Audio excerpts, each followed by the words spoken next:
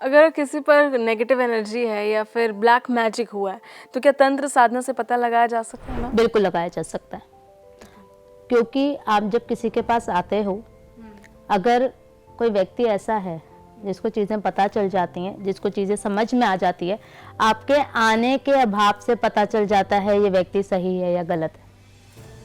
अभी थोड़ी देर पहले जो हम बात किसी से, जब मैं आपसे बात कर रही थी, जो आपने मुझे बोला, मैं कहा अपीयरेंस टेल एवरीथिंग।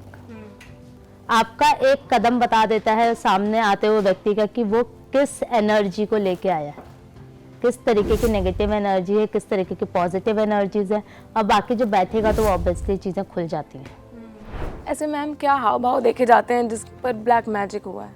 देखो, जब भी कोई व्यक्ति नेगेटिव होगा, जब भी किसी ने कोई नेगेटिव चीज़ की होगी, पहले तो वो व्यक्ति आ ही नहीं पाएगा ऐसी जगह पे जहाँ पर पॉजिटिव हो रहा हो, परेशान हो जाता है और उसको कुछ होने लगता है, और वो उस व्यक्ति के सामने नहीं आएगा या उस व्यक्ति के आगे नहीं आएगा जो एक साधक होगा।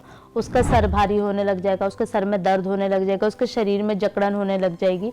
क्यों? क्योंकि सामने वाले का जो ऑरा है, जैसे एक साधक है या जो एक पूजा करता है, उसका ऑरा इतना ज़्यादा बड़ा होता है, उस शरीर का ऑरा एनर्जीज इतनी बड़ी होती है कि वो सामने वाले की एनर्जी को ले ही नहीं पाती। ठीक है, तो सामने वाले का एनर्जी लेवल छोटा हो चुका है, नेगेटिव हो चुका है, तो उसको उससे बात करने में भी झिझक आएगी, वो भागेगा उससे।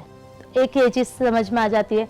दूसरा, वो अपना सर नीचे ऊपर इस तरीके की चीज़ें वो करेगा, हाव भाव उसके वो होते हैं।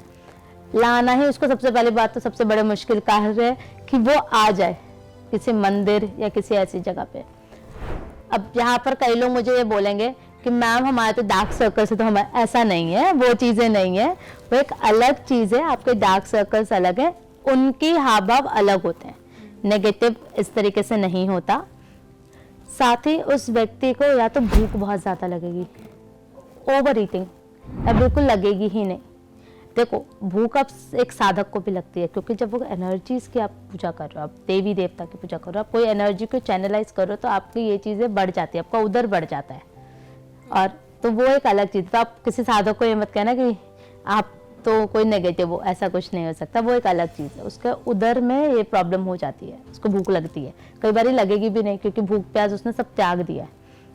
उस व्यक्ति को, जो नेगेटिव व्यक्ति है, उसको नींद बहुत आएगी, उसको नींद आएगी, उसको बांसियाँ आएंगी, वो थका थका महसूस करेगा, रात रात भर उसको नींद नहीं आएगी, वो परेशान रहेगा, चिड़चिड़ापन रहेगा, ये सारी चीज़ें उसके साथ होती है।